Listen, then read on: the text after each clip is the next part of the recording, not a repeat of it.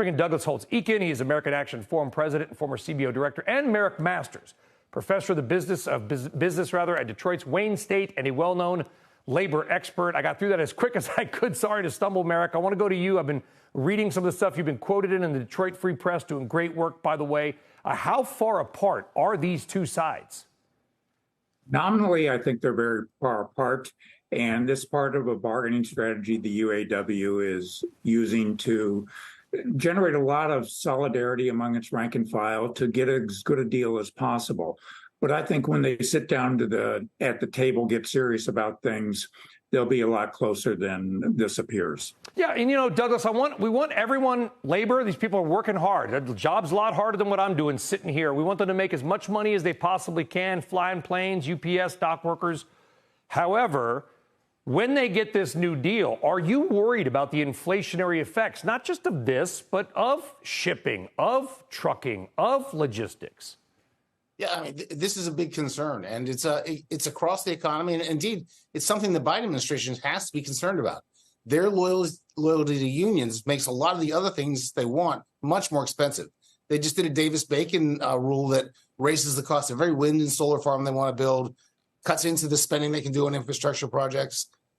It's going to make the Chips and Semiconductor Act, a lot less generous. So that's an economy-wide issue. We're fighting the inflation, and everything that goes on in this front makes the cost base bigger and the price hikes higher. Well, you were kind of on the other side, Douglas, at one point. Back to you. If you were still in that current role, what would you be advising the president to do? Because to your point, he's pro-union. He's sort of blue-collar Joe, right?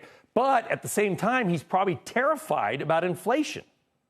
I think they really have to not try to be all things to all people. And quite frankly, the unions are prepared to cut them loose. If you look at union membership, it continues to go down under the most pro-union president ever. If you look at real wages, they're down over the life of this administration. So they're on their own. And some of these unions have cut good deals and have gotten good contracts. That's what the UAW is looking to do. I'd say the unions are on their own. And if I was in the administration, I'd say we have to take care of our business as well. Merrick, I'm not going to ask you to lay odds, but I'm going to ask you to lay odds. I mean, listen, we've seen smaller things that have occurred. Is there a chance of a general strike? And I don't just mean with the UAW. I mean with parts companies, sort of everybody in simpatico toward Detroit. And I use Detroit for Stellantis, Ford, and Chrysler, comes to a halt. Well, I think a general strike that would involve all the parts suppliers is very remote. I think it's possible that you could have a strike with more than one of the Detroit three. I think the UAW has kept its options open, and it is determined. It's got new leadership as a result of the scandal, and a lot of its members don't trust the companies and they don't trust the UAW. So the leadership has to be very careful in reflecting what the rank and file want. That puts it in a very difficult position. The Biden administration is already engaged in this negotiation by appointing a go-to person. It remains to be seen what they'll ultimately do. But I think that a solution to the problems and the issues that the UAW has raised will require more than just a collective bargaining agreement. They'll have to get public policy aid.